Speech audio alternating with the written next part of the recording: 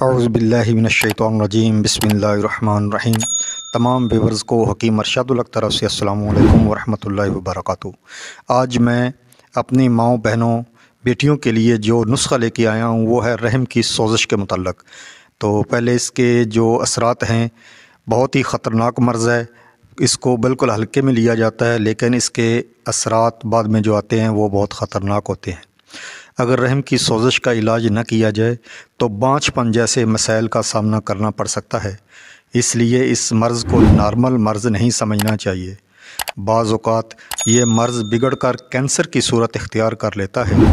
ایسی خواتین جن کا حیض بند ہو جائے تو رحم کی وہ پرت جو حیض کی وجہ سے خارج ہوتی ہے اور حیض نہ آنے کی وجہ سے وہ پرت خارج نہیں ہو پاتی، تو اس وجہ سے رحم میں سوزش کے اثرات بڑھ جاتے ہیں اور حمل ہونے کے چانس بھی کم ہو جاتے ہیں۔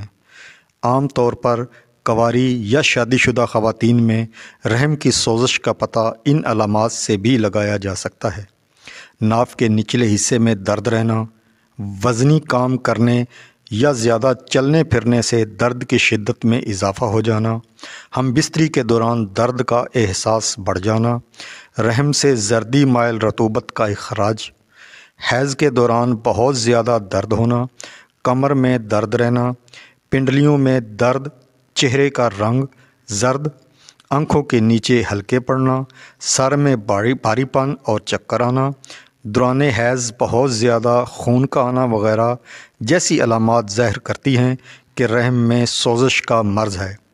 اگر رحم کی سوزش کا علاج بر وقت نہ کیا جائے تو مرض بگڑ کر کینسر کی شکل اختیار کر لیتا ہے۔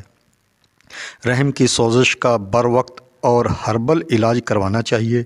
ہربل ادویات کے استعمال سے پہلی چند خوراکوں سے ہی درد اور تکلیف کا سد باب ہو جاتا ہے اور مستقل طور پر سوزش ختم ہو جاتی ہے۔ میں اپنی تمام ماؤں بہنوں بیٹیوں کے لیے ایک سوزش کے لیے نسخہ جو پیش کرنے جا رہا ہوں وہ ہلدی 60 گرام، اس کا بالکل فائن سفوف لینا ہے۔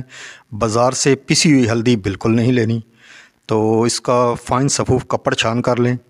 اس کے بعد سونف 60 گرام لے لیں، اس کو صاف ستھرا کر لیں، تنکے وغیرہ نہ ہوں تو اس کا بھی باریک پاؤڈر کر لیں یا گرائنڈ کر لیں۔ اس کے بعد ملٹھی کا پاؤڈر آپ نے 60 گرام لینا ہے۔ یہ اگر 60 گرام لیں گے تو اس کا پاؤڈر کم بنے گا، تقریباً 100 گرام لے لیں تو اس کو اچھی طرح کوٹ کے چھان کے یا گرائنڈ کر لیں تو اس کا 60 گرام پاؤڈر کپڑ چھان شدہ لینا ہے، تنکے وغیرہ اس کے اندر ریشے وغیرہ نہ ہوں۔ تو کست شیری جو ہے اس کا پاؤڈر آپ نے 90 گرام لینا ہے۔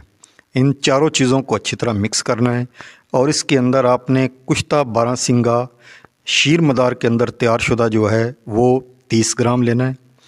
تو یہ اچھی طرح یکجان کر لیں۔